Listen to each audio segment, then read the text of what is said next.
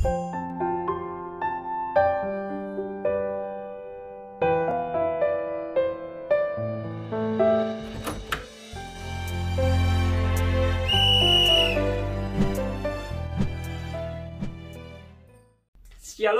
puji nama Tuhan, kita dikumpulkan kembali dalam channel ini. Senang rasanya saya, Evangelis Fernando SCL Ginting, mau berbagi berkat Tuhan untuk kita di hari ini. Yang kita akan bersama-sama diberkati dengan kebenaran firman Tuhan tentang perkataan Yesus yang keempat di atas kayu salib, yang terdapat di dalam Matius pasalnya yang ke-27 ayatnya ke-46. Yang saya akan bacakan untuk kita semua. Kira-kira jam 3 berserulah Yesus dengan suara nyaring, Eli, Eli, lama sabachthani. Artinya, Allahku, Allahku, mengapa engkau meninggalkan aku? Perkataan Yesus ini disampaikan dalam pengertian dua bahasa. Bahasa yang pertama yang digunakan Eli, Eli, itu menggunakan arti bahasa Ibrani, sedangkan lama sabachthani itu mengartikan bahasa Aramaik. Sehingga penulis kitab Matius perlu untuk menuliskan arti kepada para pembaca mereka yang berbahasa Yunani. Tentunya bagi kita orang Indonesia, maka kalimat tersebut diterjemahkan ke dalam bahasa Indonesia oleh Lembaga Alkitab Indonesia. Tanpa anugerah Allah, sebagai manusia berdosa, tentu tidak mudah untuk mengerti apa arti perkataan Yesus yang keempat ini. Kita percaya Yesus itu adalah Allah.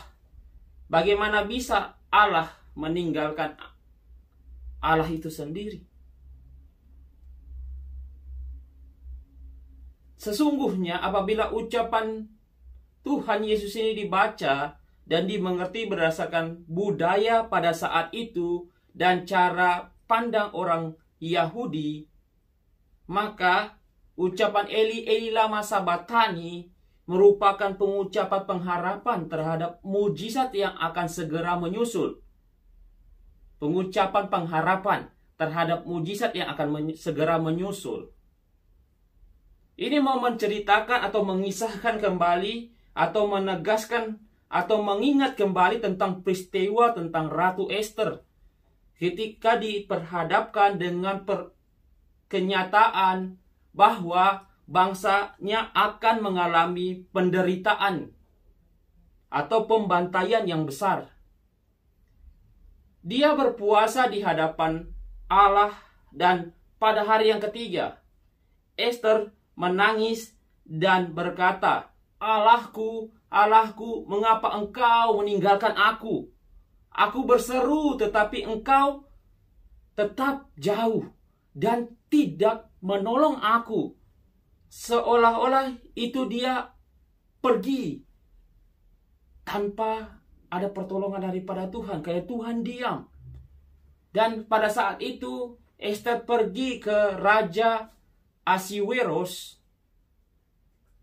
dan memulai kisah heroiknya dan akan membawa keselamatan orang Yahudi atau bangsa yang saat itu bersama-sama dengan Esther.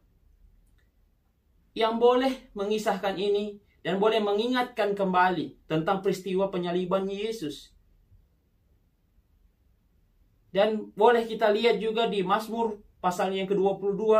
Ini Mazmur mesianik yang menceritakan tentang peristiwa dan mengenang kembali tentang peristiwa Esther. Dan akan digenapi dan akan dilaksanakan bahkan yang diucapkan Tuhan Yesus pada saat tergantung di atas kayu salib. Dengan pemahaman ini, kita akan tahu Tuhan Yesus mengucapkan syair yang khusus. Sebab dengan kematiannya, ada harapan hidup bagi umat manusia.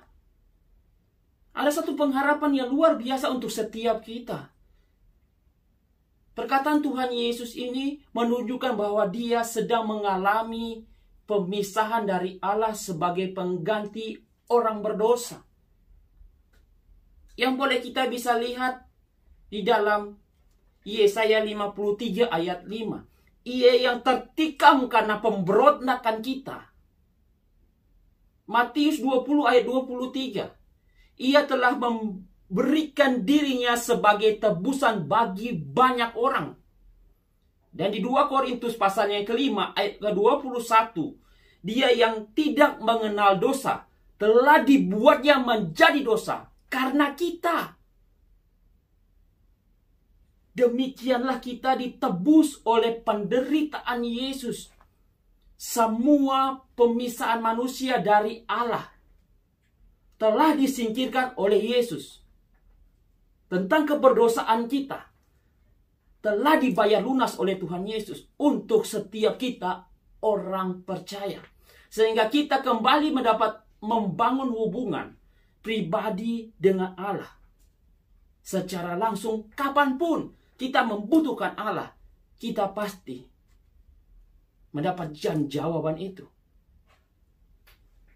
Yang saat ini di mana kita juga dalam keadaan tertekan dengan beberapa kejadian-kejadian. Bahkan mungkin dengan situasi yang saat ini terjadi tentang COVID-19 ini. Yang membuat kita mungkin terbelenggu, tersiksa.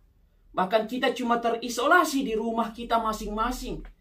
Yang membuat kita kapan ini berakhir. Tapi dari peristiwa ini kita mau belajar